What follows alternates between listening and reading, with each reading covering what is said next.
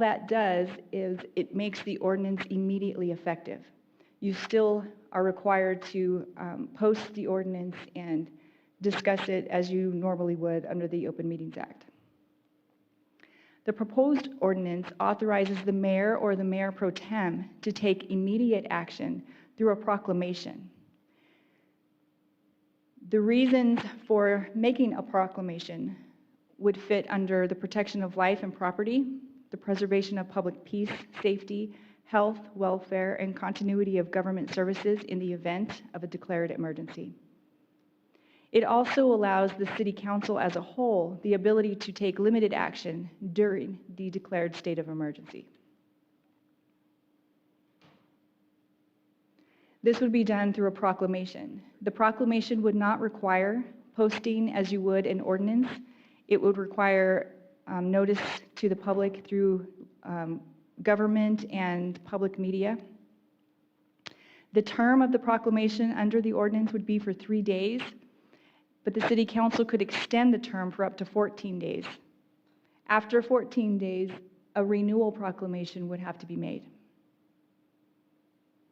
And again, it would only require that publication happen on city media and public media.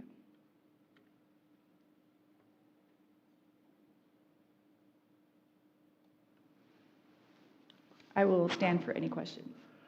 Thank you, Jennifer. Can you give myself and council some examples of the difference, how it is currently, and what you see if we were to move forward in this, it would bring? Currently, we have two separate provisions.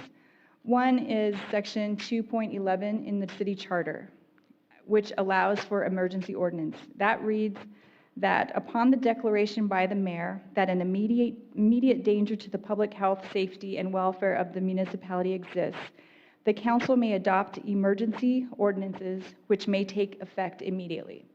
So you would have to go through your normal process to publish on an agenda a discussion item. The only difference would be that the ordinance would take immediate effect. What we are proposing today for this ordinance is just that it would take immediate effect pursuant to that provision. We also have... Can I interrupt you for just a second? Sure. So is it voted upon, or is it just directed? So, like, for example, if I was to pass, if I was to make a proclamation, does that have to be voted on, or is it just... No, Mayor and Council, no. The proclamation would be, there are certain provisions. If you look under Section 9-36, it lists a number of items that would authorize the mayor or the mayor pro tem to make a proclamation. Underneath that, you have Section 9-37. That would require additional City Council authorization. So the mayor or the mayor pro tem could initially proclaim those things. However, it would have to go back to the City Council because they are more long-lasting and they have more impact on the entire community for a longer period of time.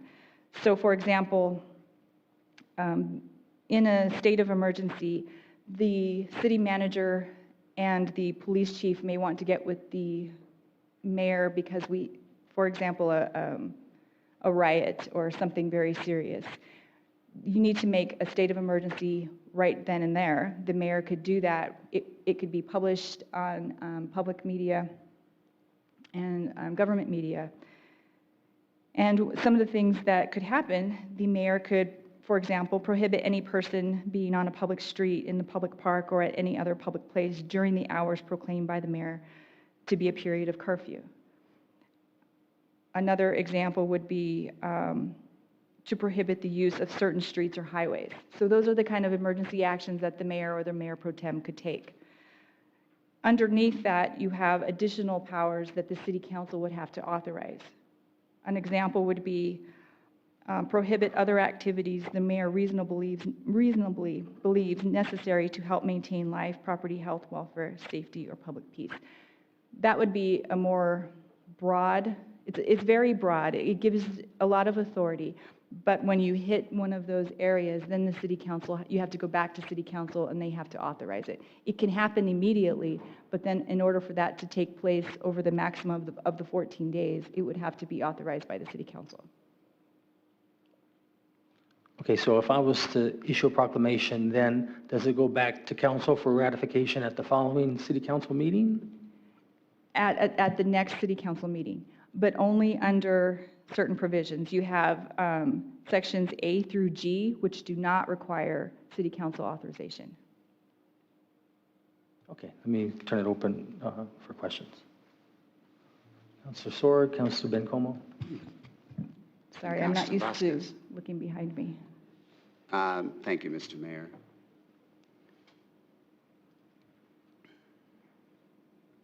So you're saying that anything done under section 9-37 must have approval of the city council?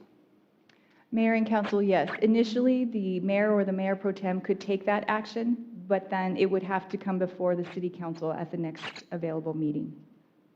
So for example, number C in 37 there, require the use of available resources of the city as reasonably necessary? Yes.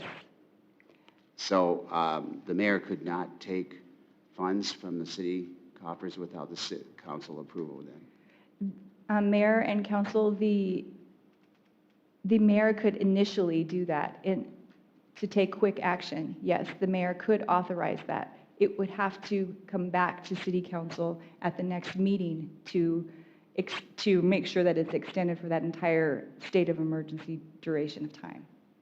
We have 2 weeks between meetings. Is that time frame going to work? Much like Mayor and council, much like you're doing now, you can have an emergency meeting. A meeting requires either the mayor to call a meeting or a majority of the city council to call a meeting. Okay, you could do it with an emergency meeting or a special meeting like Yes. that? Yeah. Okay. Just in general here, this whole ordinance, was this drafted from a template from some other place like the state, or is this something we or you drafted yourself? Mayor and council, we used the city of Santa Fe as a template. However, there is additional language. Okay. The language that was changed was in section 9-35 A and B. I added the health and welfare provision.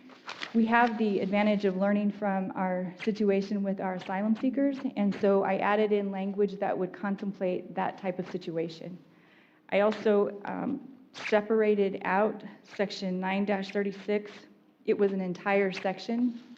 I created section 9-37, which would require city council authorization. City of Santa Fe has a different form of government.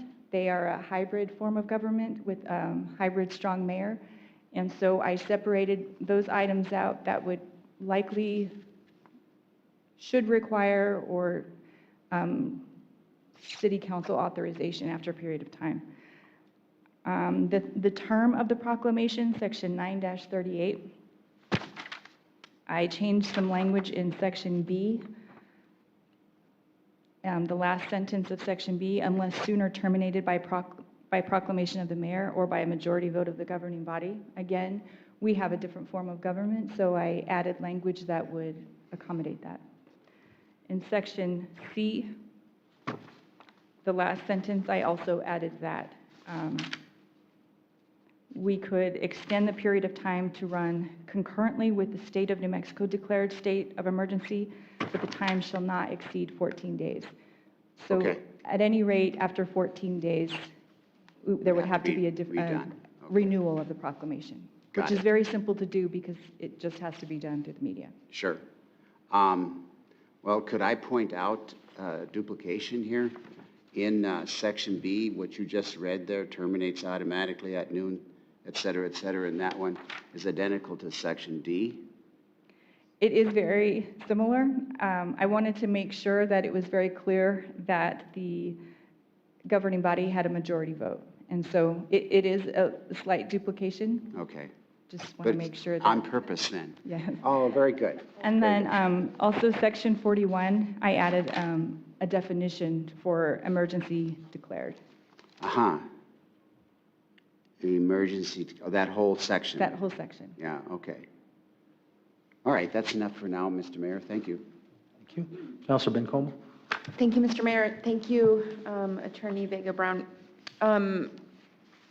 Actually, my question, so this particular ordinance, then is it in effect for how long is this particular ordinance in effect for? Does it have a time? Once, Mayor and Council, once the ordinance is approved, it would be in effect until it is repealed. Okay, so in its language, it doesn't necessarily have, it's 3-month There emergency is no declaration. sunset clause. Okay, It is in effect until the city council at any time could repeal it. is that on intentional, no sunset clause? Is that normal? Is that sort of?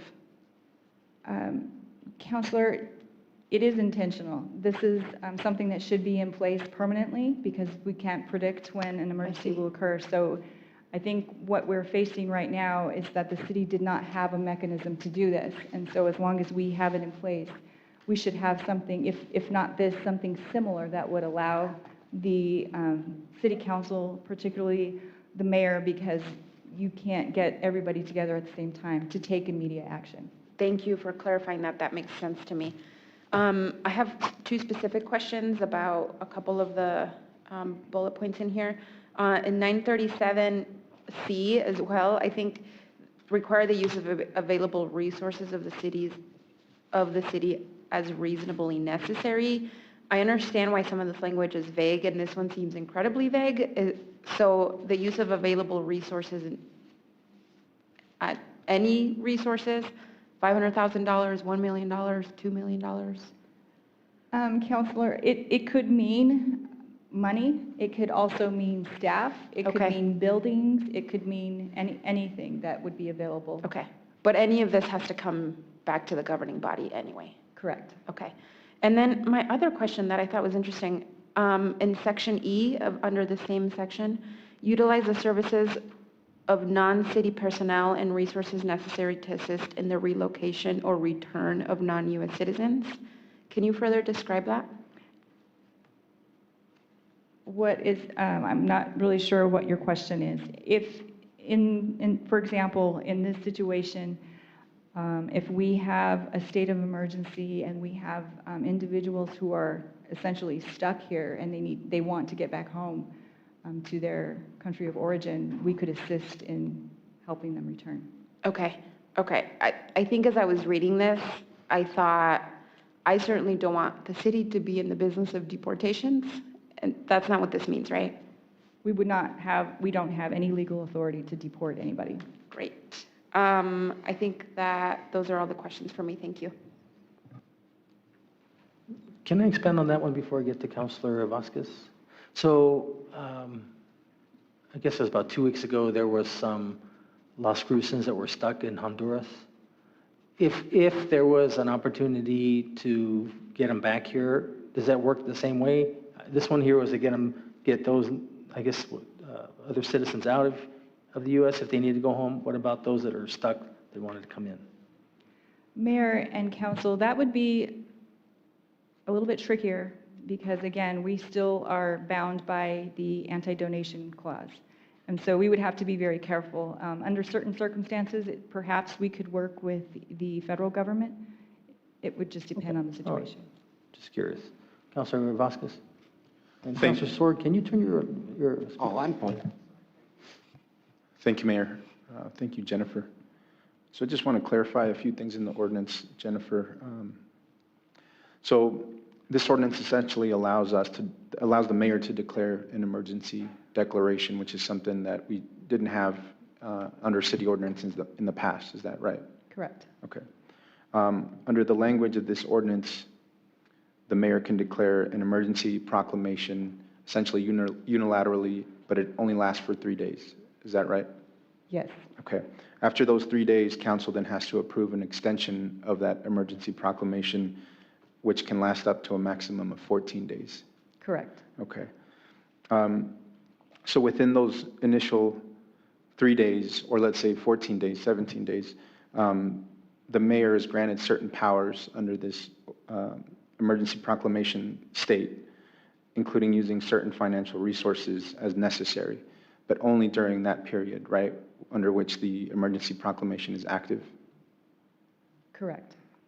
Okay, so theoretically, trying to connect this to the situation at hand with a 3-month potential spending plan, under this scenario, would we have to perpetually renew this emergency proclamation in 14-day increments in order for those payments to continue being dispersed? Or could the mayor, for example, allocate or spend $4.3 million within those 14 days, for example, like in a grant to nonprofit organizations for money to be used over a period of 3 months? City Councilor, that type of expenditure would have to go through a budget adjustment anyway. It requires a budget adjustment. You could take an emergency action to spend whatever resources you needed for a few days if, I'm trying to imagine the kind of situation that we are in right now, if we needed to all of a sudden house, knock on wood, sick people in a temporary shelter, for example. Those funds could be utilized. However, eventually, that has to come to City Council because we cannot just spend money without City Council authorization as part of the budget process. So there could be, and it says reasonably necessary. So Okay. I guess that would be up to the City Council to, if your example of the expenditure of $4 million in a period of 2 weeks, is that reasonable? That would be for you all to determine if that's reasonable, and is that actually an emergency expenditure?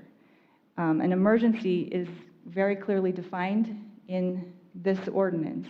So if you had a long-term plan to address other issues that were affecting the community, that could be done through, again, it would have to be done through a budget action, and that would be done through a resolution. It wouldn't be under an emergency action because that's not an emergency.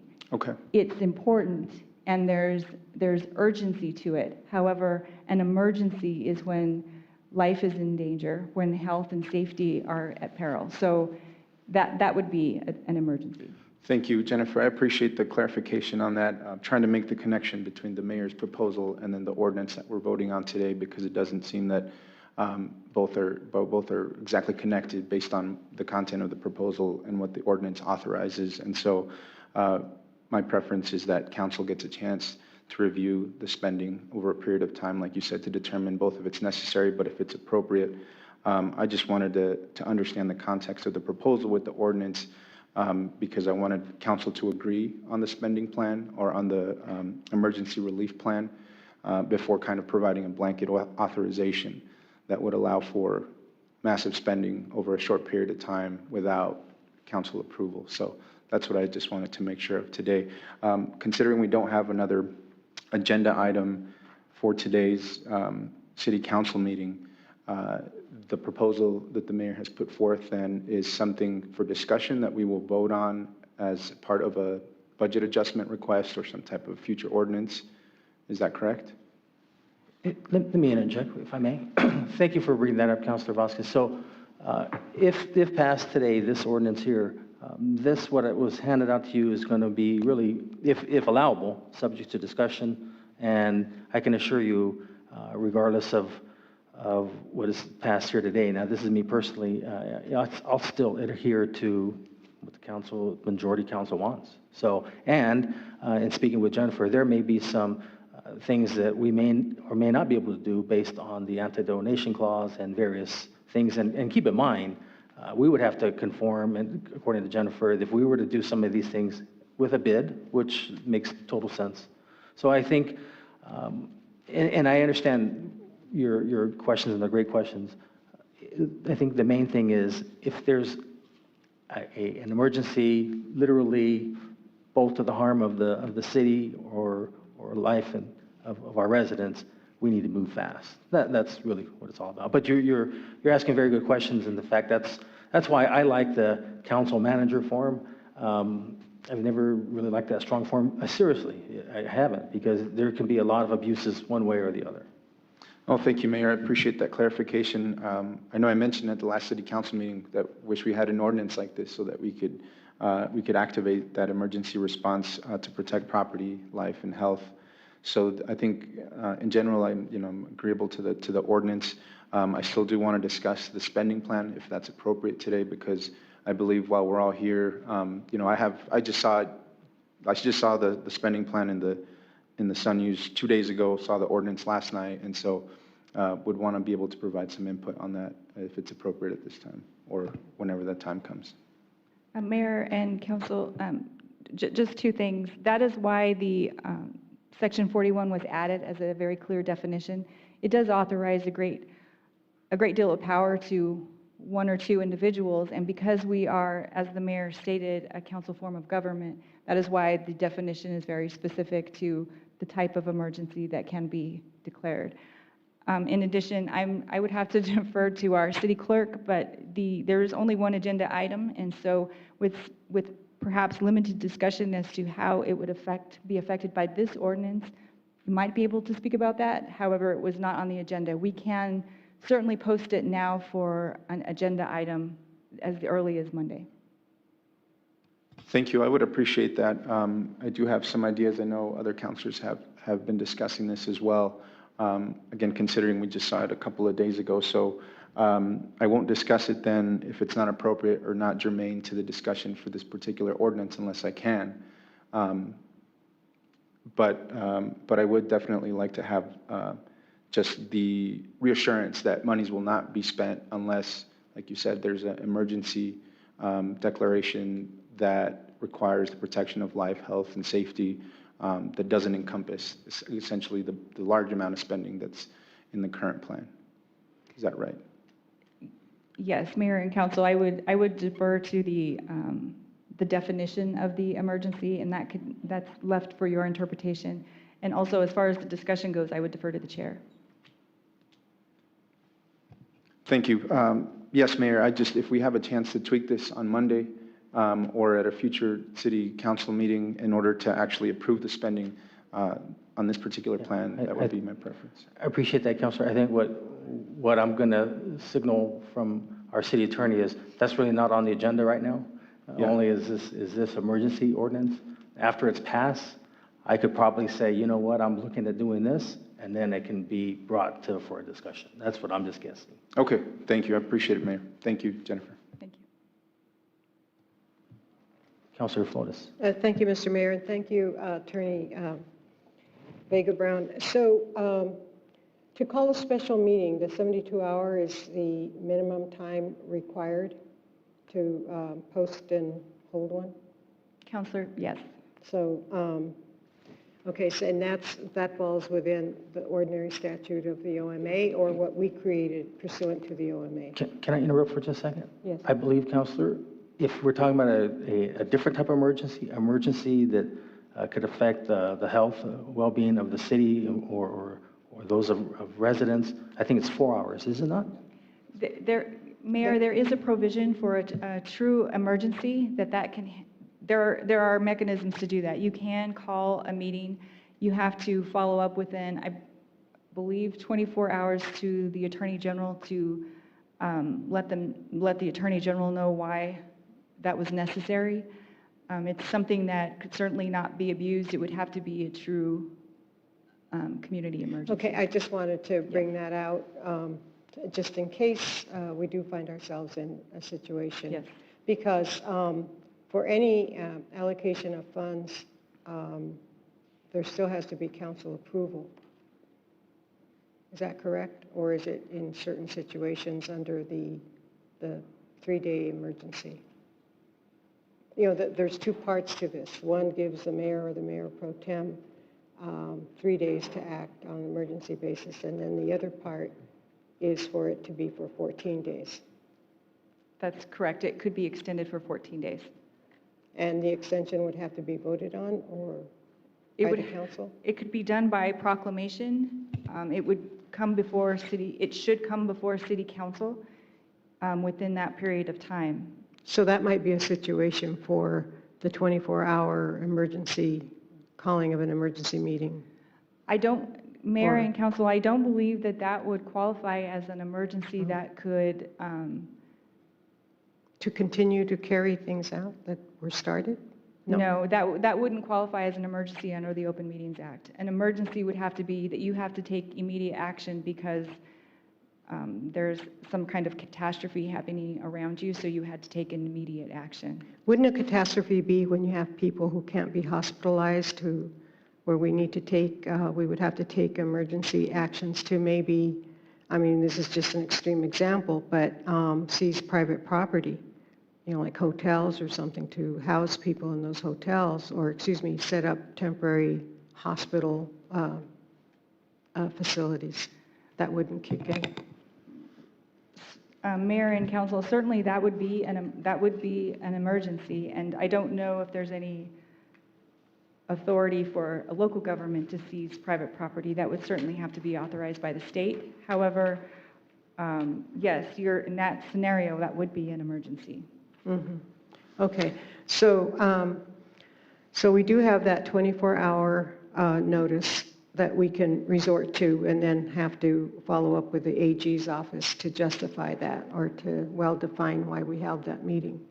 Mayor and council, I can follow up with you on the specific provision of the Open Meetings Act. I'm not certain about the 24 hours. There is an emergency provision, but I don't want to say for sure what it is. Okay. I will follow up with you. But on there that. is, that's fine. Yes. If you Okay. could follow up with all of us, it'd be great Yes, I to will. all of us be on the same page. So the other question I have is, or just clarification for the public, is that what we're voting on right now goes into effect right now. And then we're going to have to set another meeting so that we can give authorization for the spending as set forth in Mr. Mayor's plan.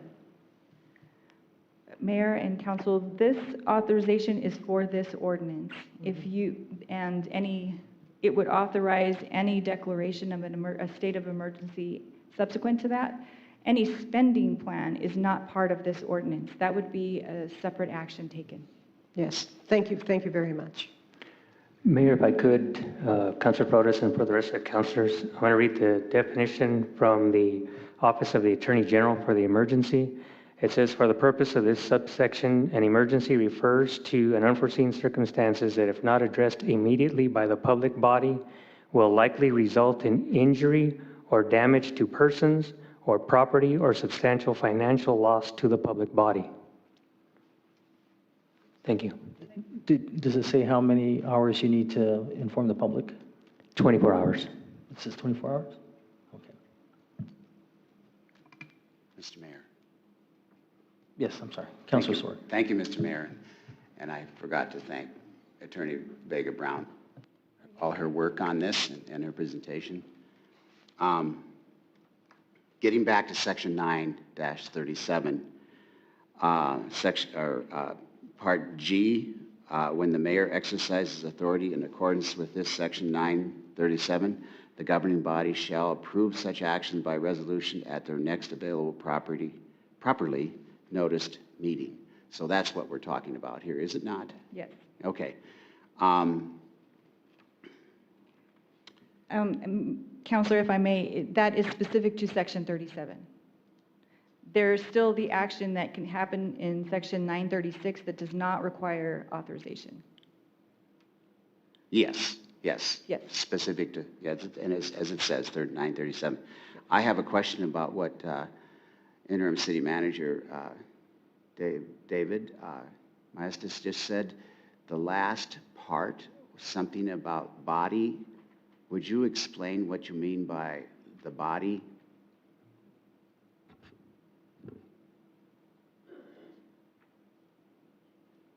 We're the body. The city council is the body. Mayor, Councilor, so Please, that's correct. please. It does say the public body. Public body, okay, Correct. define that. Does that mean all the people in our city? I would not be able to give you an exact answer of what that was. I would assume, but I would not like to assume, because you know what happens with that. I would defer to legal if there's a different Sure. interpretation of that. To me, as Mayor pointed out, the public body is you, the city council here, who makes the policies and the determinations for what's best for the community based on your constituents' concerns at the time. And so we're talking about the public body being the city council. I would defer to legal, but I would say that Okay, that is my please. interpretation of it. Mayor and council, without looking at that definition, I like to look at definitions and I like to Me make sure too. we have definitions, but the public body, I would think would encompass the city council, but the city government as a whole. Okay, thank you. I have, oh yeah, this letter we just got here as we sat down here today from Mr. Mayor, I'm going to assume that none of this thing in the letter is going to be part of this ordinance at this moment in time? That's correct. That's correct, okay.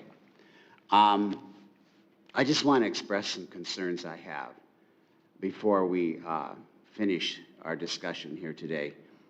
I just don't want something like this to exacerbate our panic we have in the city here. I'm sure all of you felt it or seen it. Of course, we have to continue our physical separations. That's what they're calling social separation now. It's a physical thing. So no crowds of more than 5 or more people, no more gatherings of 5 or more people unless you have something like this.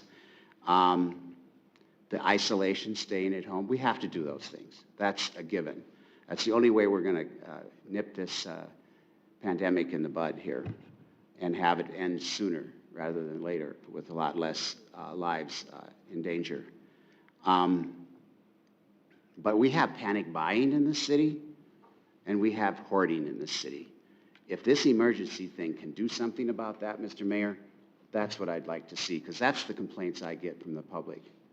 The hoarding that goes on and the panic buying. There's been suggestions of have a much orderly way to shop. And of course, the couple, 3 places I've been at now, they do limit the number of items you can purchase at one time. But that doesn't mean a person can't come back an hour later or the next day or the day after that and get another order, more than they need.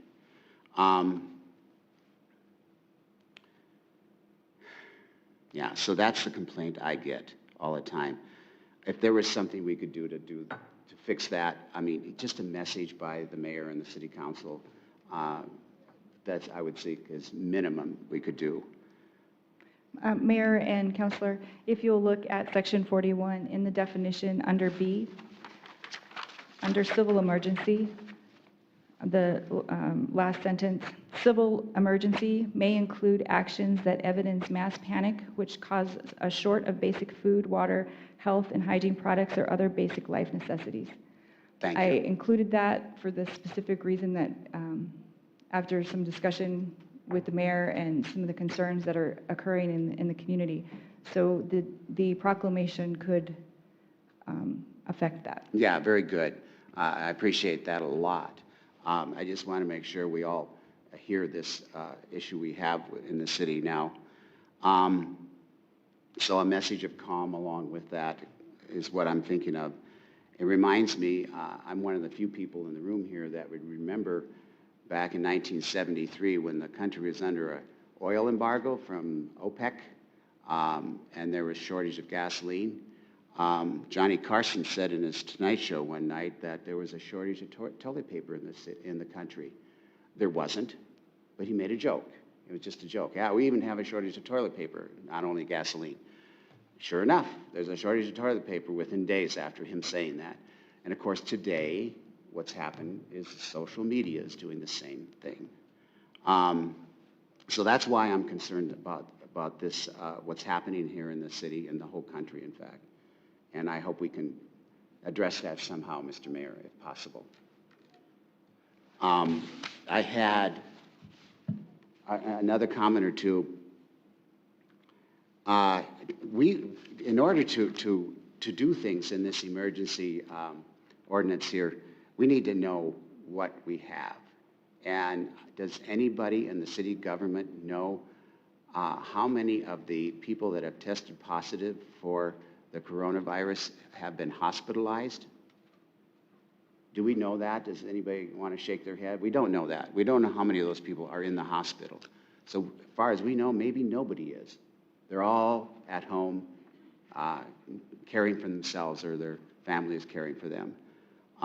So I don't feel that this emergency at the moment, and as we know, it can change. We've seen it change in a lot of other places. It can get worse, and it probably will. But at the moment, we aren't there. And it's good to be prepared with an ordinance like this, so that should we get into the position where we've been talking about, we can take action fairly fast. I'd like to remind, just as we're speaking today, the House of Representatives in Congress is voting on the CARE Act, a $2 trillion package. As part of that package, the large cities of 500,000 or more will get a direct payment from the federal government. Cities less than that size will not. The National League of Cities lobbied for that, but they could not get Congress to agree with that. However, there was money put into each state government to be distributed to smaller cities. And I was told in New Mexico it's about $1.25 or $1.25 billion. I would expect City of Las Cruces to get some of that money. I think we need to contact our governor and make sure we are listened to, and make sure we get a portion of that, our fair share. But really concerns me at all about, and we're talking about money eventually here, of course, what concerns me a lot is what the city government might lose in gross receipts tax revenues. I would like to have our staff, not now, but at some point, get an estimate how much we might lose in gross receipts tax, and then we can decide how we want to spend money. So that is the main concerns I have, and I'm looking at my notes. I don't see much else here. Thank you, Mr. Mayor. I'll pass on now. Mayor Pro Tem Gondara. Thank you, Mayor. Thank you, Attorney Vega Brown. I appreciate you and your staff and the staff's work on this. I know there was a lot of research put into this. For the most part, I agree. I think an emergency clause needs to be put in. I am concerned, though, and my question is, from your perspective, decades to come, and at new attorneys and new mayor and council, is there any wiggle room here that we need to be concerned about in terms of doing something that, like the definition that you've placed here for an emergency, to me is very clear and outlined, but some could think, well, this is an emergency, and for this particular cohort of people, I think they're experiencing a hardship.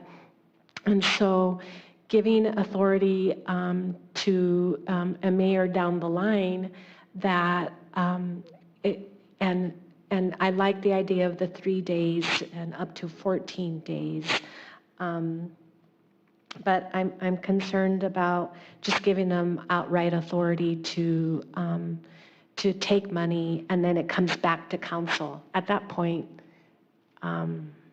what if we disagree in terms of how the future mayor is going to handle the money, if you will? I don't feel like there's a provision in there, like can only be up to a certain amount of money. Like, for example, what is it for the city manager needs to come back to council if it's over $75,000, right? Am I getting that correct? So I'm feeling like maybe there needs to be a cap on it initially as we move forward, to give everybody ample opportunity to view this and really weigh in. I understand about the emergency and what needs to happen. You need some money to automatically get things moving. But to give full authority that way concerns me. Mayor and council, and I appreciate that, and that's certainly up to you, if you want to add or change any language. I think it's important to note that what we're experiencing right now is unprecedented, and there was no way to predict what could happen in the future. What we have is that we have no mechanism to take an emergency action. Right. Something very catastrophic could occur. When I was researching this ordinance, I found there are a lot of ordinances, a lot in the South. We don't have natural disasters. We don't have things like that, but a lot of those cities do. And so they have a lot of emergency provisions to quickly enable the mayor or any particular person.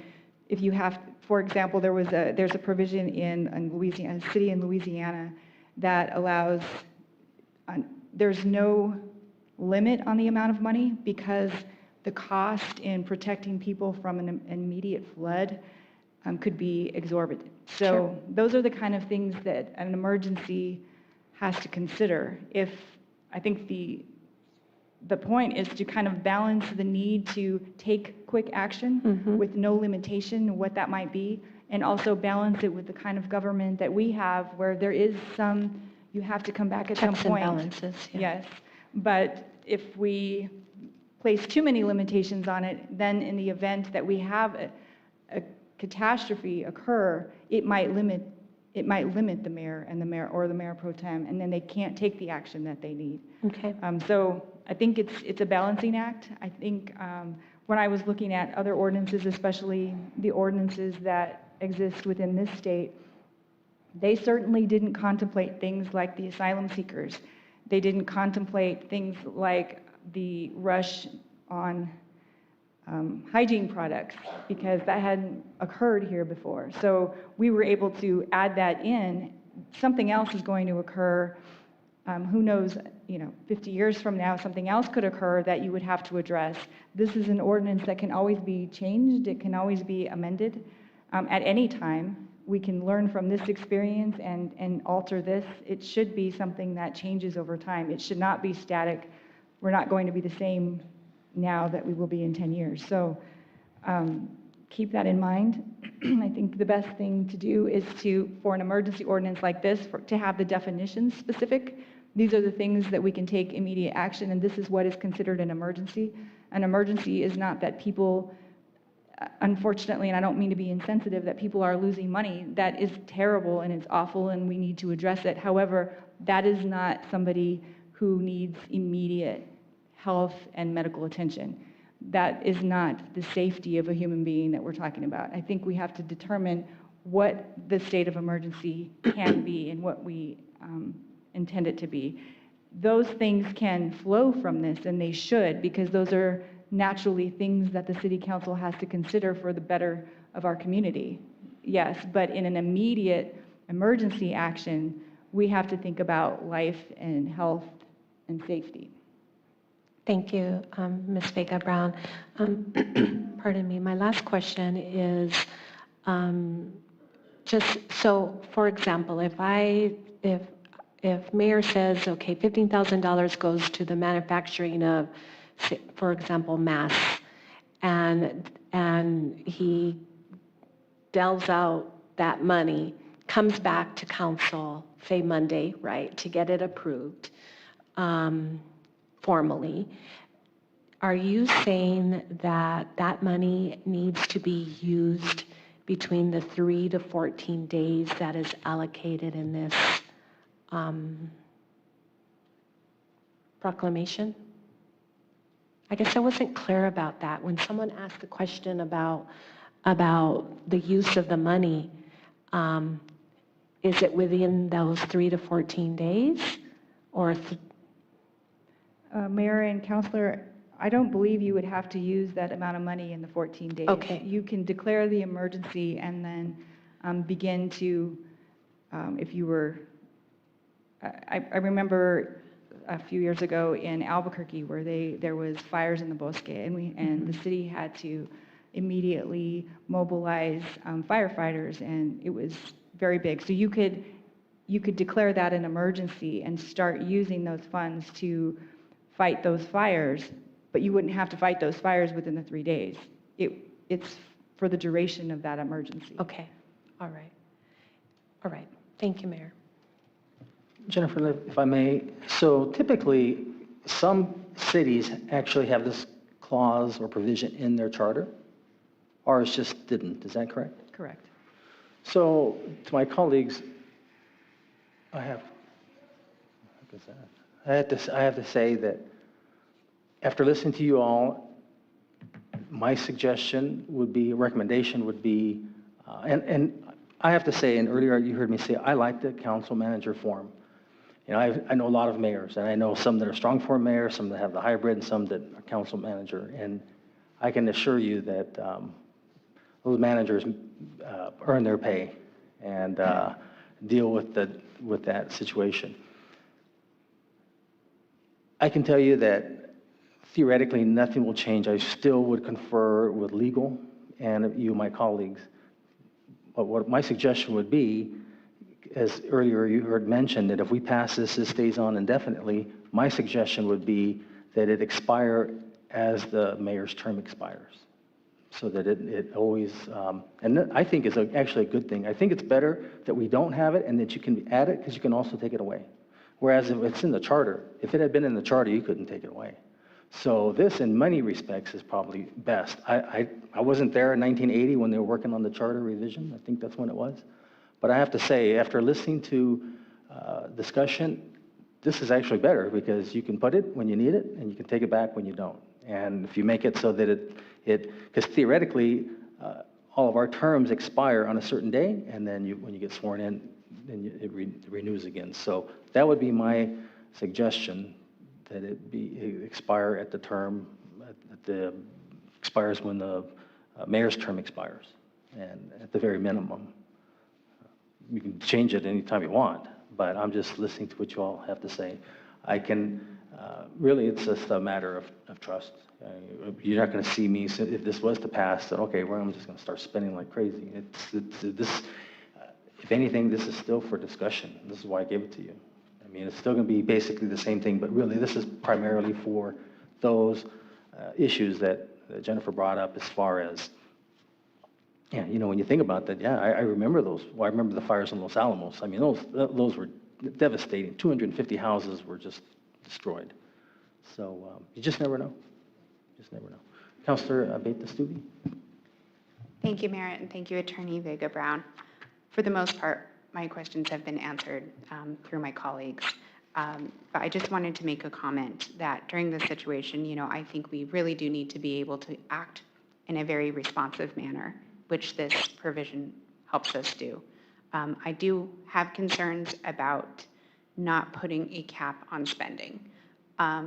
Given the layout that you've described, Vega-Brown, of being able, if they're having different clauses, if there's actually a true emergency, being able to have a 24-hour notice, I would think having a cap on spending would be prudent of us. And then if it was a true emergency and we needed, that would require us to go beyond that cap. It could fall under that lines and we could still be acting in that responsive manner. I am for this declaration, but I do think we need to seriously consider that cap. Thanks. Councilor Vasquez, I can't tell you how tempted I am to use that example on another tangent, but I won't. Because, well, yeah, I won't. It's not a bad thing. I just want to share with you how we could reduce health insurance premiums because there's no cap. See, but you don't understand that. That's why actuaries, they go crazy. They don't know how much it's going to. If you could put a cap of 15 million, rates will drop. Okay, anyways, Councilor Vasquez. Thank you, Mayor. I have some additional questions on the ordinance language and some comments as well. Under Section 939, remote meetings. So under the emergency declaration state, if the mayor were to declare it, theoretically, council would be able to meet and vote remotely via some type of teleconference equipment. My question, I just saw the city of Santa Fe recently do that. So my question is, are we equipped to do that? Do we have staff that could answer that question? And is this something that should be reserved only for emergencies? Because in a situation even like today, where we're not in an emergency declaration, could still see some value and use in us being able to do that. But I don't know if that's something that has to be triggered by an emergency declaration. So 2 questions. Can we do that with the current software that we have? And would this scenario of meeting remotely via teleconference be possible without an emergency declaration? Mayor and Council, that is up to your own rules. I would have to double check because you have several rules. You have rules of procedure in your charter. We also have rules of procedure in the ordinance, and you have rules of procedure by resolution. So I would have to double check. It's certainly up to the governing body and the chair to determine whether or not you can meet remotely. The major part of that provision is that in the event of an emergency, so if you have a situation where the mayor had to take action and mobilize a lot of city resources, then you would have to have a meeting to authorize that at some point. Sure. If you weren't able to come together because of the emergency, then you could meet remotely, and a quorum would only be a simple majority of the people there after a good faith effort to notify and get everybody there. You have to imagine the most catastrophic event, and I think that that would be up to the city council as to whether or not you would allow everybody to meet remotely. Okay. I know I certainly support this section of the resolution, just thinking of a scenario like today, for example, when, we just might want to follow as closely to guidelines of stay-at-home kind of directives if we can avoid meeting in person, even though we're not in an emergency declaration. Having the option to do that would be good. Can't imagine that we'd ever really use it except in a situation like now, but having that option might be good to look at in the future through the different pieces that you mentioned there, Jennifer. The other part of that was, are we equipped to do that? I don't know if staff has the answer to that. Mr. Maestas. Mayor, Councilor Vasquez, since this emergency began, that's one of the things that staff has been looking into. We do have the abilities for different types of remote type meetings, even if it were to be just teleconference. The biggest concern with remote type meetings is public input and the public section of that. We are in discussions on how we would be able to adhere to that. It might be something that we would have to look into how people can remote in, but that brings a lot of difficulties. Any of you who have seen chat rooms in different types of media, you have to really worry about the type of censorship and potential for First Amendment right concerns. So we'd have to really work on that. And again, I would go back to what Ms. Vega Brown said. That really depends, one, on the type of emergency that we have, and two, what council's prerogative would be on that, because we might have to have a meeting and we would limit the public. It would be a limited public forum. Mayor and Council, just to clarify, the Open Meetings Act only requires that the public attend the meeting or have access to the meeting. It does not require the actual public input. That is something that is the discretion of the chair at any meeting. It's not required by the Open Meetings Act. What is required is that we allow the public to view the meeting, to hear the meeting. That's the basic requirement. Thank you, Ms. Vega Brown, for the clarification. And that would go back to council's prerogative. If you deemed that having the remote meeting was necessary and we limited the input, but we allowed public to view the meeting or hear the meeting, well, then we could proceed as such. Thank you, David.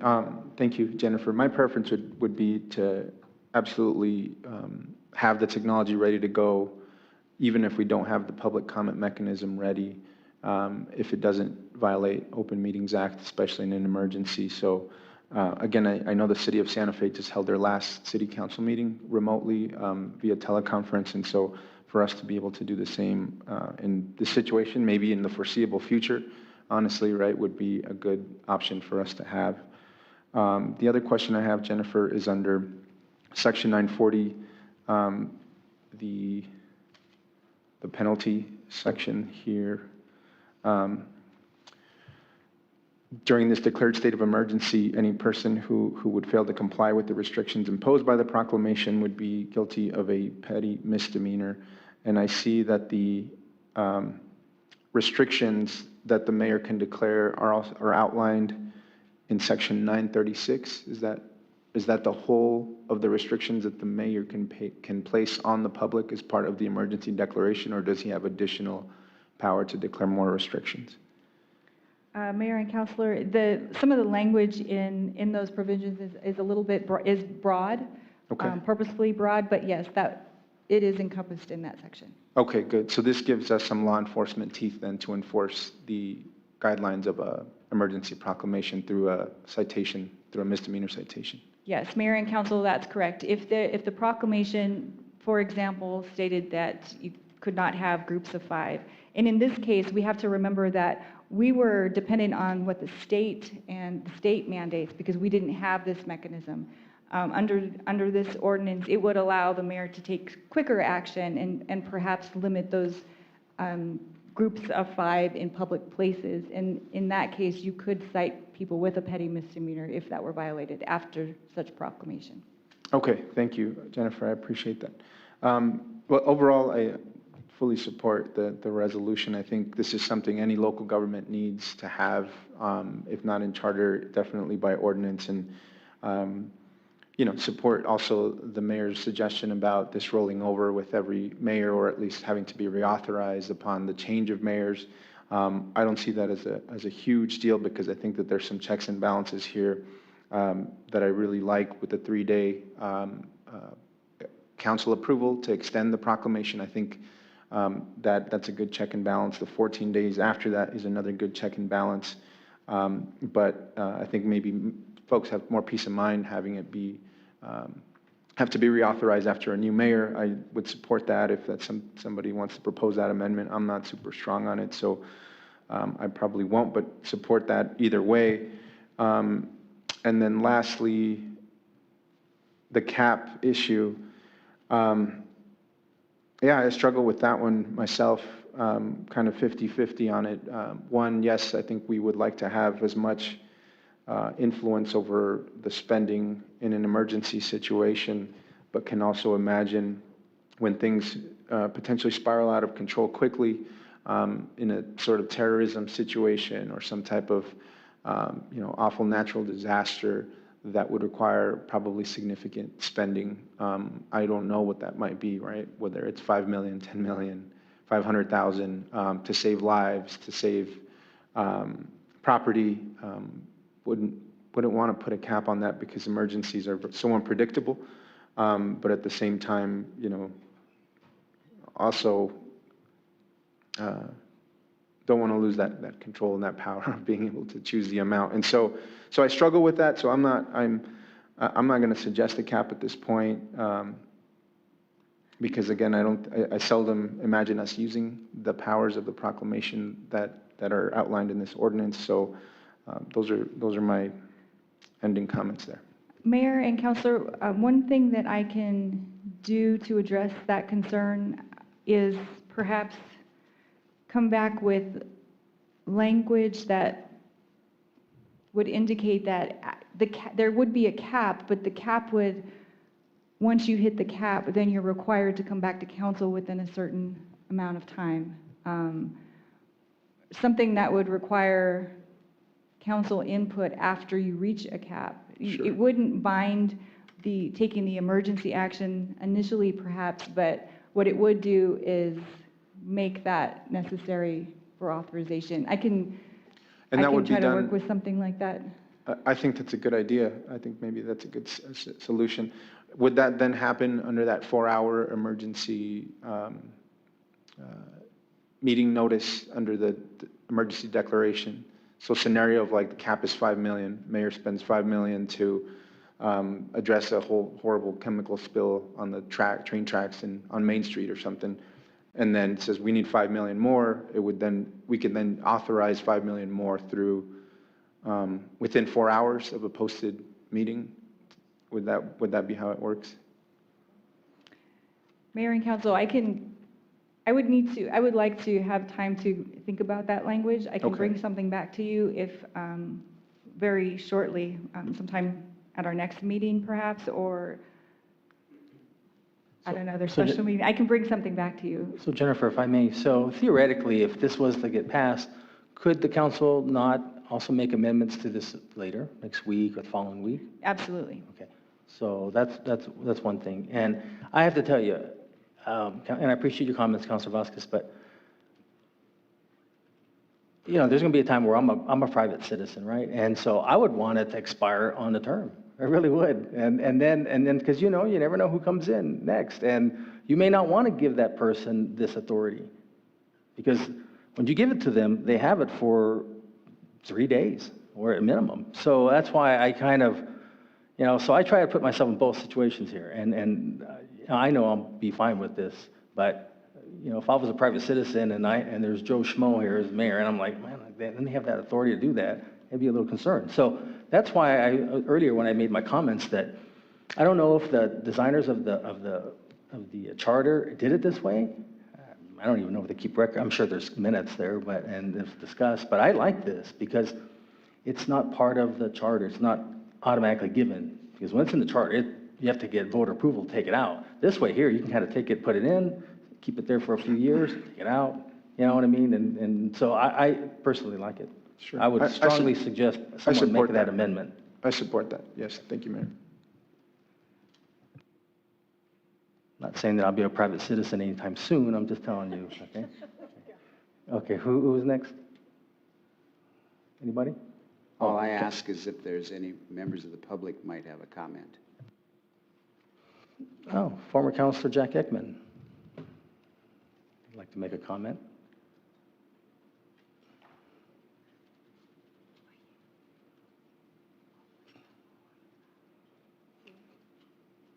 There is no time limit today, Jack, so take as long as you want.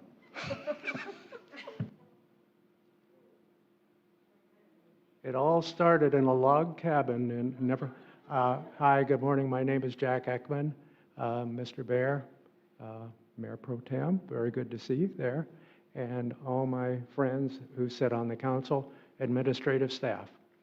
I'm here today disregarding my vow for social distancing because I consider this to be so important for the future of Las Cruces. And my recommendation would be for you to amend this ordinance as proposed. This is 2020. Technology is all around us. And so a legislature of 7 people is not the least bit cumbersome. You don't have 100 senators and 435 Congress people to deal with. You have 7 people.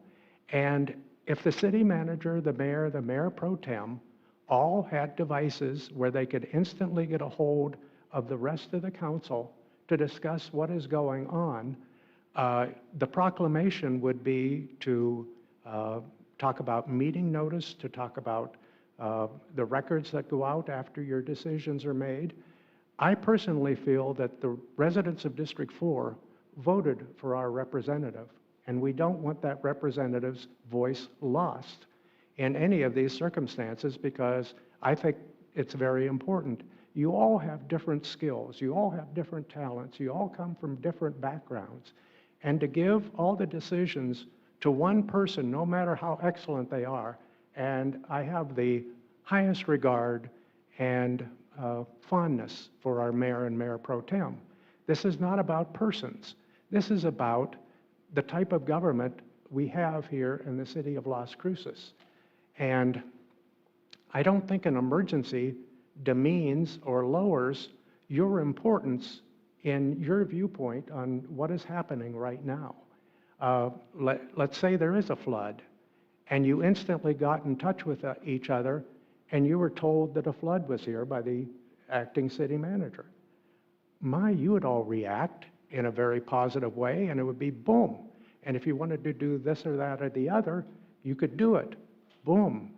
But the idea that one person knows more than 7 people, it kind of goes sideways with me. So I'm thinking it's in this day and age, and some of these things we're talking about, giving the mayor pro tem power, are actually administrative actions that your city manager could well handle at your direction. So I would encourage you to look at a way to amend this, because your opinions are necessary, your opinions are necessary, your opinion is necessary, yours. I think you could all reach the same goal and maybe have even better decisions if 7 minds came in, talked with each other. The higher the emergency, the more immediate the agreement is going to be. But whether it's an emergency or not, I think that's where your discussion should be taking place. So thank you for the time. I'm not going to discuss any of the financial matters at this time, but I'll be happy to if I have a question or if you have something on the agenda later. Thank you. Councilor Ekman, excellent points, but one thing that probably was left out is the law says that if we're going to pass something, we have to advertise it as such. It has to be, whether it's an ordinance, it has to be published and things of this nature. So what you're saying absolutely makes sense, but this allows us to move swifter, quicker, immediately, and then come back and ratify it. That's really the huge differences. So that's why, and I know it's a difficult decision, and I'll abide by what my colleagues suggest or do. But and I thought about this. Jennifer brought this up several days ago, and I called her Monday maybe. I said, okay, let's go ahead and look at doing this, because I had to mull it over myself. Because I, like you, were thinking, well, you know, I don't know, is it something that we really need? And then also what Councilor Sorg said, I don't want to do this as a means of elevating. I mean, this is a serious issue, what we're dealing with. Unprecedented, never seen anything like this in my life. But there are times, and you never know what, we may have to move very quickly, and then it gets back to be ratified. And so that's really what the difference is. It was my thought that the notice requirement goes with the emergency ordinance, but it be given to the council. It not be given to any one person.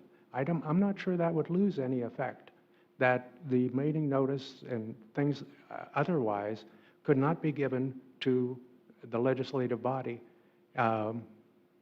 So I guess that's up to council and your...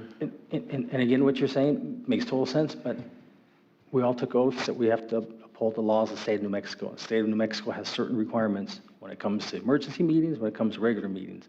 And we can't just take it upon ourselves and say, well, this is an emergency, that's why we did it.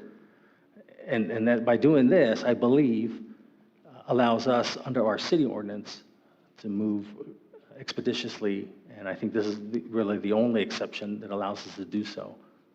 I guess I have difficulty wondering how one person can do it and 7 can't. But thank you so much.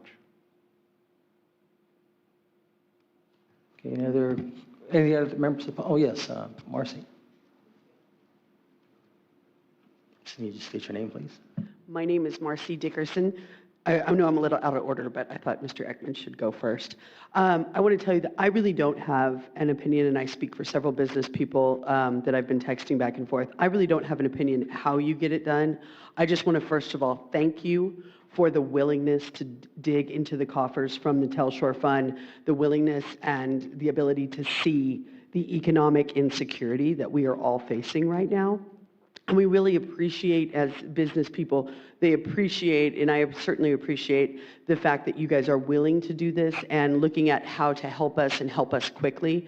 I think the biggest piece of it is whichever format you decide to use, whether it's all of you, one of you, whichever the vote is just that the time frame on it can be done quickly. Because the hard part is if we take too long in any of the solutions, then we're going to be looking at, in this particular instance, which we have, economic hardship, we have problems getting medical equipment and that type of thing. We have things that unfortunately money can't even solve some problems right now.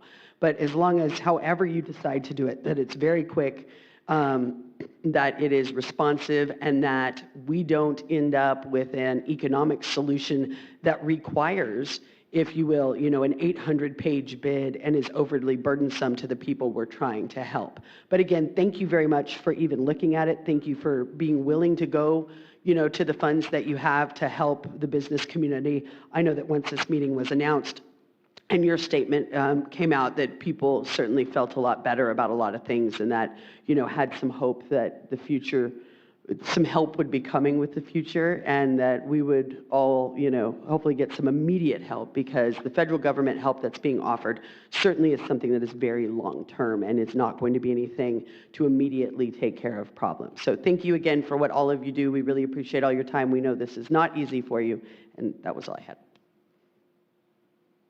Anybody else? Okay, so Councilor Vasquez, do you have another question? Yes, thank you, Mayor. If there's no other council comments, I'm happy to move forward with the amendment as well. However, before that, to Councilor Ekman's suggestion, I wonder if a compromise there might not be that the council approves the emergency proclamation, but still grants the same powers to the mayor within the emergency proclamation.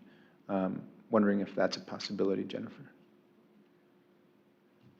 Mayor and Councilor, I'm not sure I'm understanding. So to declare the emergency proclamation as laid out in this ordinance, it states that the mayor has the power to do that. Could we then say that it would be the council that decides, the majority of council declares the emergency proclamation, but the rest of the ordinance essentially stays the same in terms of the powers granted to the mayor and the mayor pro tem? Mayor and Council, the problem with requiring the entire city council to declare an emergency, and you can do that, you still have to follow the Open Meetings Act. You cannot call each other up and have a discussion, because that would be a rolling quorum. You cannot have separate conversations, because that's the same thing that we're always facing, where you're unable to talk in a quorum and make a decision. It would have to follow the Open Meetings Act, even if it's within the 24-hour period. So there's always going to be some conflict with the need to have a quorum to make any decision making. Okay, thank you, Jennifer. And that perhaps sets us back in the intent of of being able to address an emergency expeditiously and quickly. So I think I think Councilor Sorg had a comment, so I won't offer my motion until he comments. Thank you. Mr. Mayor, thank you. I just want to make it clear, I don't believe, and correct me if I'm wrong, Attorney Vega Brown, this ordinance is not meant, okay, let me start in a different way. We have two crises in this country. We have a medical crisis with this coronavirus, and we have an economic crisis. Absolutely, we have those. However, it's my understanding that this ordinance does not address an economic crisis. It only addresses the medical crisis that we have now. Is that correct? Mayor and Councilor, as defined in the ordinance itself, it declares the emergency includes the public health emergency and civil emergency, and those are defined in Section 41. Yes. So Correct. what I said was correct? Correct. Okay, thank you. I just wanted to make that clear, Mr. Mayor. Thank you so much. Okay. Councilor Vasquez? Oh, wait a minute. I'm sorry. Apologize. Councilor Flores? Yes, thank you. Thank you, Mayor, and thank you, Councilor Vasquez. Attorney Vega Brown, if we were to amend this to require all actions to be preceded by full council participation or vote, would the 24-hour notice be sufficient for the mayor or the mayor pro tem to follow through, or to have whatever action see fit? And would a 24-hour notice suffice under that situation? Mayor and Councilor, if what I'm hearing you say is that you would not want a declaration of an emergency, a state of emergency to occur unless the entire city council or a majority of the city council voted on that, you would have to wait 24 hours at least in order to comply with the Open Meetings Act, in order to come together to vote on that. There is no mechanism that allows you to do it any sooner than 24 hours. So in the event of a true emergency, a catastrophic event or something like that, you would have to wait to declare the emergency until the entire, if what I'm hearing is correct, and if that's the desire for the entire city council to vote on the proclamation itself, then the soonest you could do it is within 24 hours if it falls within the definition of an emergency in the Open Meetings Act. So if we were to leave it as it is, the mayor would have 72 hours, or the mayor pro tem would have 72 hours to act. And then that's 3 days. And then we'd have to vote on it again to extend it another 14 days. Correct? Yes. The mayor and councilor, the mayor or the mayor pro tem could declare by proclamation a state of emergency immediately. All of this entire ordinance would come into play at that point because the declared state of emergency exists. That would last for 3 days, and then it could be extended. Correct.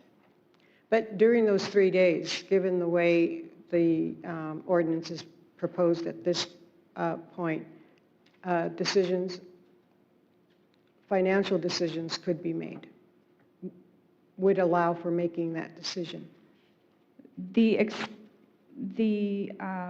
use of available resources to address the emergency as the emergency is defined in Section 41 could be made immediately during the duration of the proclamation. If it's 3 days or if it's 14 days, it would have to come back to City Council at some point in order to be ratified by the City Council.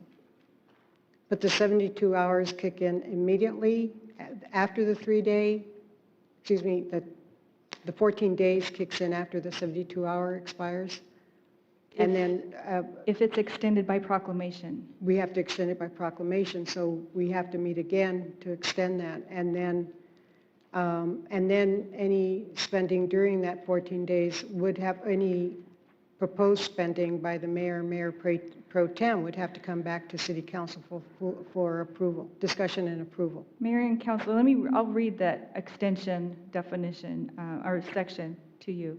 Should an emergency be proclaimed, the governing body may extend the proclamation declaring a state of emergency for up to 7 days, or may extend the period of time to run concurrently with a state of New Mexico declared state of emergency, but such time shall not exceed 14 days. So if the mayor declares a state of emergency, that is for 3 days. The City Council can determine to extend that for up to 7 days, or if there's a New Mexico state of emergency, to run concurrently with that, but not more than 14 days.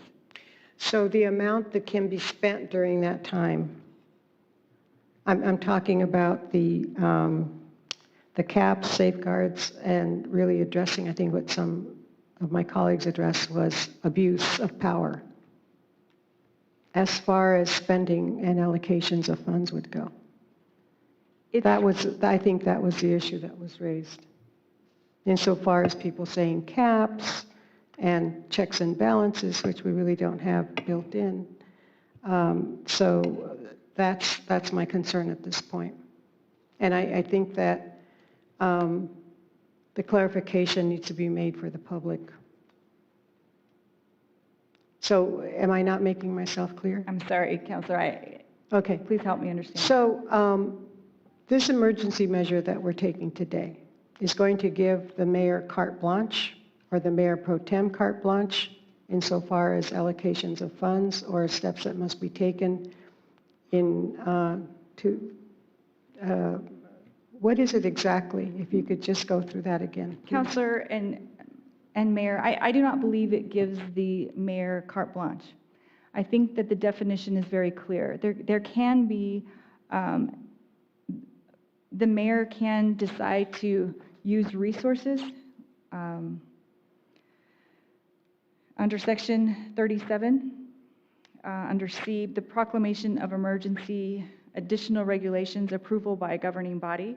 When the mayor or the mayor pro tem determine that a disaster or emergency exists in accordance with section 936 of this article, during the existence of the state of emergency, the mayor or the mayor pro tem may by proclamation, and then you go down to letter C, require the use of available resources of the city as reasonably necessary. At that point, the mayor or mayor pro tem come back to council to approve that proclamation. Is that correct?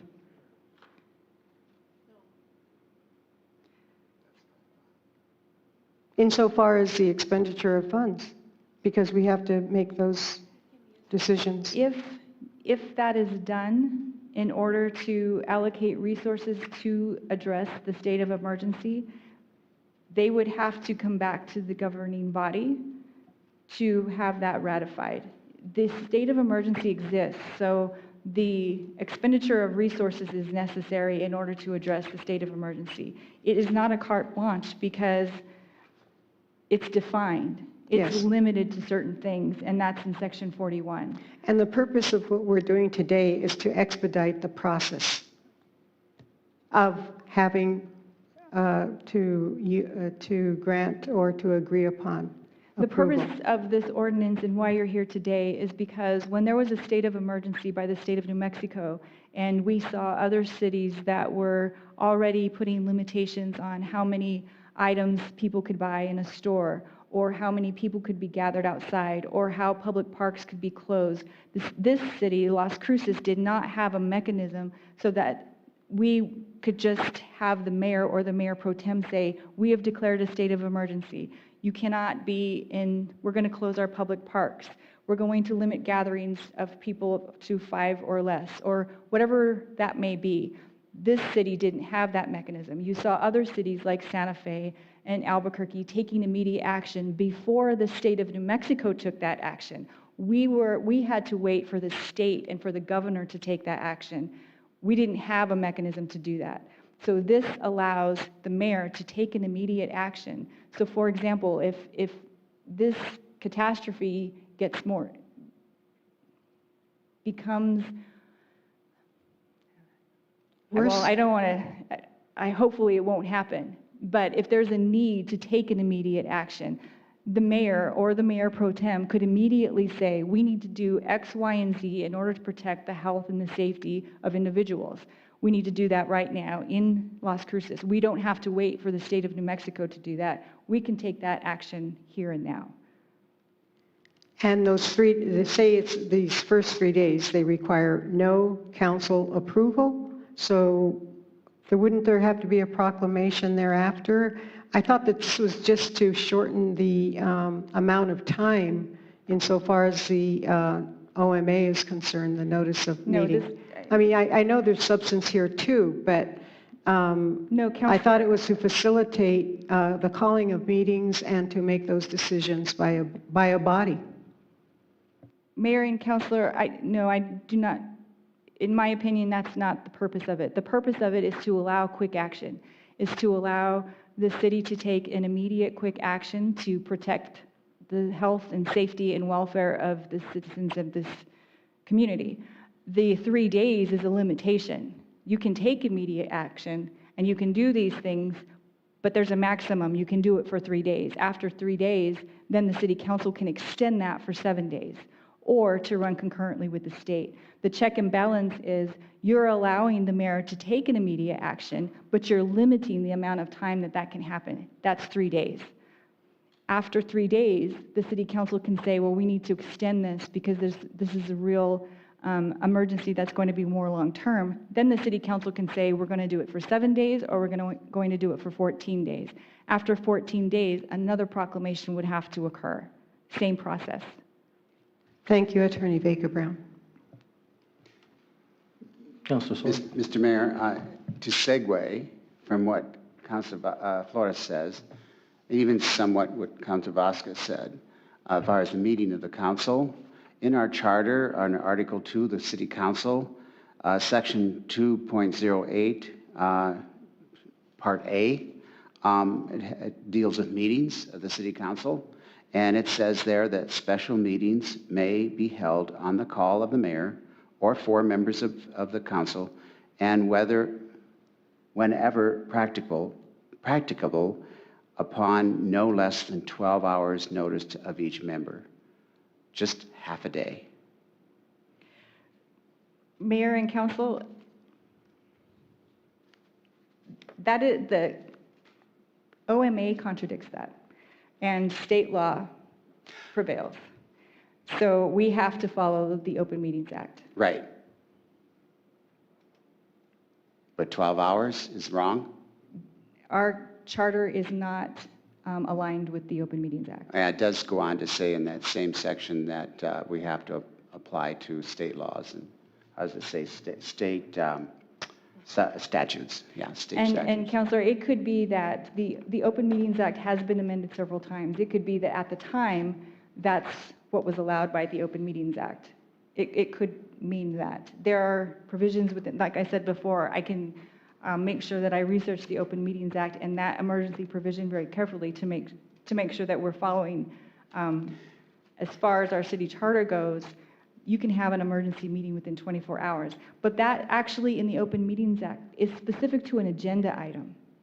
We did that, I think, 2 weeks ago. We placed an item on the agenda that was deemed to be an emergency. So we place the item on the agenda, and then we have to make notification of the agenda item later. The Open Meetings Act is specific to agenda items. Okay. I would assume there's an agenda item with a special meeting, of course, yeah. And like I said before, if something were to happen and there was an expenditure of resources, it only requires that 4 of the governing body request a meeting. Yeah. You can request a meeting and have a meeting to talk about that. So we go to you or the city manager to request a meeting? It can be done through the city manager. Okay. Just for procedure purposes. So in other words, if $50,000 was needed for something we needed to do, that we could have a meeting theoretically within 12 hours to approve that. At 12 hours or more. I will have Okay. to research that. My understanding of the Open Meetings Act is that that could not occur. Yeah, well, it wouldn't be the first time there's something wrong with our charter. Well, the Yes. charter hasn't been updated, so you Yeah. have to remember that state laws get amended and updated frequently, and we have to keep up with that. Okay, well, thank you for doing that. I appreciate that a lot. Thank you, Mr. Mayor. Councilor Vasquez. Thank you, Mayor. Before I make the motion, I just want to say again, I think that this is absolutely needed for local government. I think if you look at our function and what we're tasked with doing and protecting the public, this is something we should have available as a tool in the toolbox in case of a catastrophic disaster. And times are crazy, right? Like we're experiencing unprecedented events, both economic and health-wise, and with climate change, on the brink of changing perhaps entire ecosystems around the world. I mean, we need to have something like this, I think, available. So I think this is a cornerstone of being able to protect our public.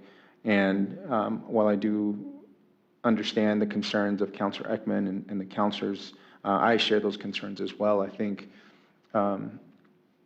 having this rather than not having it in its current form is better, and coming back and being able to amend it at a later time is also an option that we have, including the cap that I think we all agree needs to be looked at a little bit more. So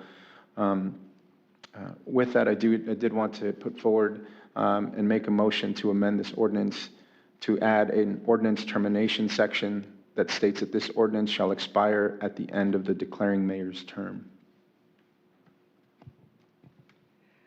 Mayor and council, if I could, that would be somewhat confusing to use declaring mayor. I would say the current mayor.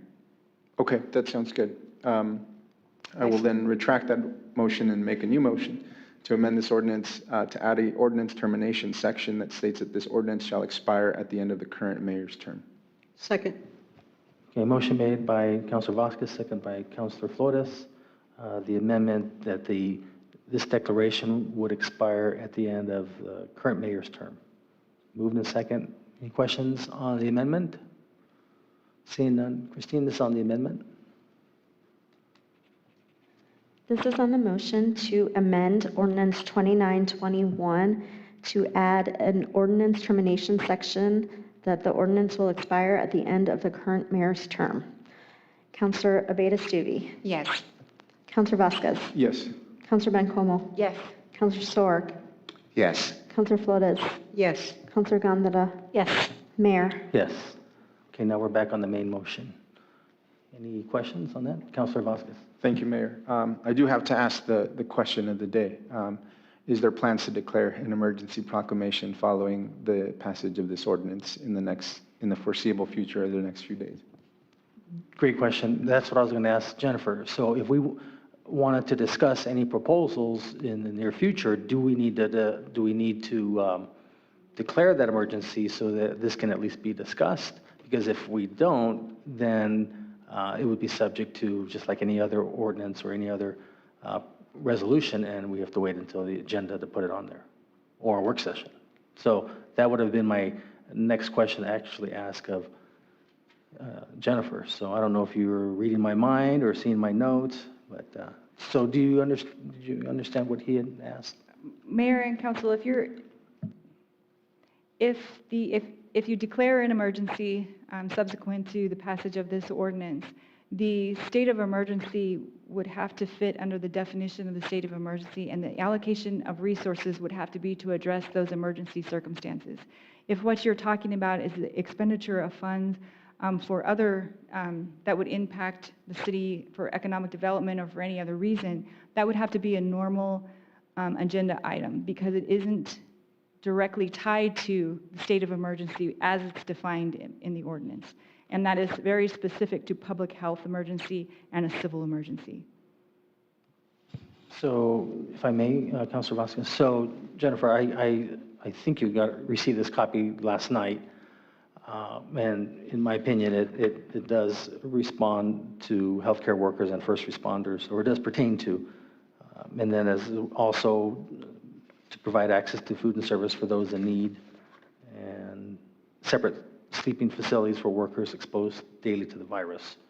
So on this specifically, in order for us to discuss this after, if this should be passed, would I have to, I think what Councilor Vasquez is saying, and I would like to know, do I have to declare this as an emergency, which would allow me to start discussing this?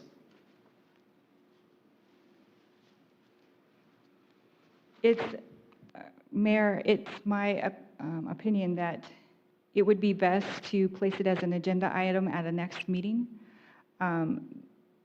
If we begin to expand the definition of what the emergency is, we have to have evidence that the emergency actually exists. So for example, if you're talking about healthcare workers and the need to have emergency housing for healthcare workers, I don't know if there's evidence that exists. And so in order to stay within the spirit of an emergency declaration, we would have to demonstrate that that actually exists. Or if you're talking about a long-term plan because we are anticipating an emergency, I think that's a little bit different, and we can place that on an agenda item and you can talk about that. So let me ask you this. So what if we were to, and let's get back to being able to participate either telephonically or through Zoom or Skype. Are we allowed to do it first? Are we allowed to do that as a council? Mayor and council, I think the Attorney General has issued guidelines for that, as long as that meeting that you have is accessible by the public. So it could be by teleconference, it can be online. There are any number of mechanisms for that to occur, that it just has to be accessible by the public. So theoretically, if I wanted to discuss this, I could call a special work session next week, midweek, let's say, as long as I stay within 72 hours, so we can then discuss this. And other proposals, perhaps. Mayor, yes, as I said earlier, we could do it as early as Monday if we posted that today. Okay, good. All right. Thank you, Mayor. Yeah, that was going to be, thank you for following that, the question there.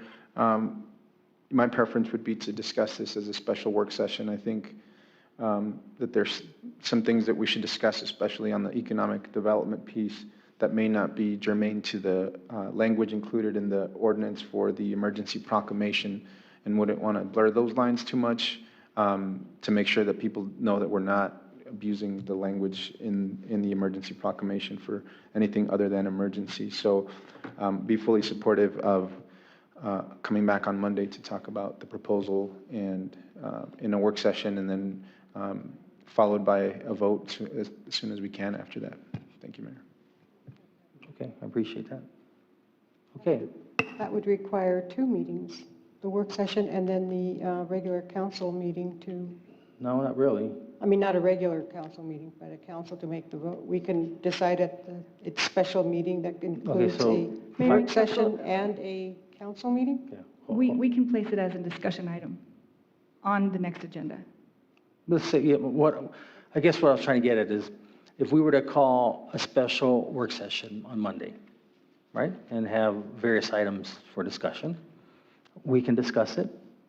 And if that's what the consensus of the council, move in one particular direction, could I not then move forward with that instead of having to advertise it for the following week or 2 weeks, whatever, and direct staff to move in that direction? Mayor, and Christine can correct me if I'm wrong. You can do it one of 2 ways. You can add it to the already agenda for the next meeting, or you can have a work session for that. You can do it either way. But Correct? we don't have a meeting on next Monday, I don't think. The following. Oh. Yeah. It's the We could 5th. do it as soon as Monday or the next Okay. meeting, yes. Yeah, I think it's just, I think council wants to discuss various options, and as do I. So, but I was also wondering if, to practice social distancing, we have some of you stay at home and participate through the telephone, but we still have it feed live to share with the public so they can hear the comments being made. That's what I was just going to suggest. And as well. Mayor, a point of clarification, would you like, if it's going to be advertised for Monday, would you like that to be a special meeting so that a vote could be taken if necessary, or a work session? I would prefer that. A special meeting. Mr. Mayor, Yes, Councilor Sword. thank you. Well, hold on just a second. Councilor Flores, are you were done with your comments? Yes, sir, thank Okay. you. Councilor Sword. We want to be mindful of our staff, that they are able to have enough time to gather the information we're going to need for a work session and information we're going to need to pass anything. There's a lot of information that we may need for this thing. So perhaps because today is Friday, Monday may be a little short a time. Maybe our city manager might be able to shed light on that. Mayor, Councilor Sorg, all of it will depend on what it is that you think you're going to need information for. If it's funding that we have right now with respect to potentially Telsor funding or what the city funding is, I believe staff is ready for that. They are here today for if there was going to be discussion on that. Obviously, we don't have that right now because it is limited. However, they are available for that. We also have staff in CDBG who can be ready for questions if you might have with respect to funding from that aspect as well. For resources, I can get with our operations sections. They have been working on what additional resources that we have had to come up with the changes of our operations. So I'm confident that we could be ready, but I can check with them, and if we are, well, then we will get the meeting notice out to the mayor and have enough time based on the number of hours that we have to have before the special meeting notice and the meeting takes place. I'm also talking about information concerning the state of the crisis in Las Cruces. All the information we can possibly get as far as the state of the crisis. That means all the testing that's being done, all the positive tests, who's in the hospital, et cetera, et cetera. Sure. And if I could address that, Councilor Sorg, there's some information that we're not going to be able to get due to HIPAA requirements. So with respect to a number of people in hospitals, we might be able to get some of those numbers. With respect to where they are at, in some cases we don't get that. We're only told that there's certain numbers in the county, and that's again because they're protecting the identity of the people who are affected. But we can work to get as much information as possible from. Yeah, exactly. I'm not expecting everything. Very good. But as much as possible. Thank you. Councilor Bencomo? Thank you, Mr. Mayor. Personally, I don't want to have another discussion. I think we need to act. I think we need to do this quickly. I think if we wait for there to be some sort of outbreak, then it's too late. I think we need to be acting as if there was already an outbreak. I think the governor has proved that kind of decisive leadership works, and we need to follow that. Frankly, I don't necessarily think it's important to know who's been in the hospital and who hasn't. We have 136 cases in the state and 16 cases in Doña Ana County. While many will recover, they're the ones who won't. And while people perhaps are not ill, people are already being laid off. That is already happening. And we need to act quickly and decisively. This virus is unsuspecting. It's being framed in the social media as the flu, and I think that's what's caused confusion, and that's what's causing panic. People both aren't taking this seriously, and at the same time are hoarding basic products, and I think that's because they're confused. And if we act decisively on emergency orders, if we need to come together as soon as possible to assure some certainty, as much certainty as we can, that people aren't being left behind and that we aren't thinking about them. We've been thinking about this for the last month, and we need to make some actions quickly. I would hope that I was prepared to talk about the proposal today and, in fact, bring in new proposals that have to do with the health and safety of people. But if we can't do it today, that's understandable. I really think we need to have something to act on Monday. Okay, thank you. Mayor Pro Tem and Councilor Vasquez. Thank you, Mayor. I appreciate that, Councilor Bencomo. I think we need to act swiftly as well. I'm prepared with my own proposal. I have spent essentially the last 2 weeks every day talking to many nonprofits, using my 30 years of experience as a social worker, calling my state CYFD Protective Services offices, my contacts at Department of Health, and perusing, Facebook and other things. I'm very well prepared to talk based on information that I'm receiving from places like the Boys and Girls Club, La Casa, CYFD, Department of Health. One thing that I would like to suggest is that we have Colin from our EMS present. When we have this conversation, he'd be able to answer a lot of your questions, Councilor Sorg, as it relates to numbers and whatnot, to include those that from the hospitals, both hospitals and such. Their COVID-19 on our website, that is being updated regularly. You will see that our people are meeting once a week. That should be meeting as it relates to this emergency, and you can get a lot of information out of that.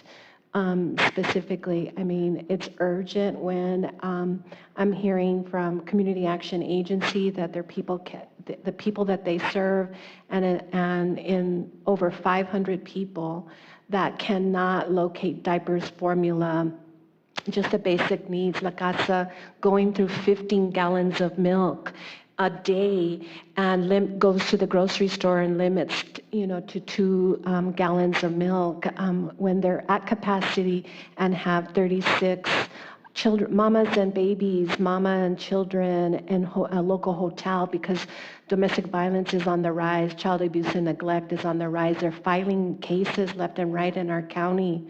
And so I'm very prepared to have this conversation because I've spent many hours communicating with lots of different people about the state of emergency, the state that our people are having to deal with the hoarding and the panic. And so as fast as we get this proclamation going, we can start doing the work that we need to do to take care of our vulnerable.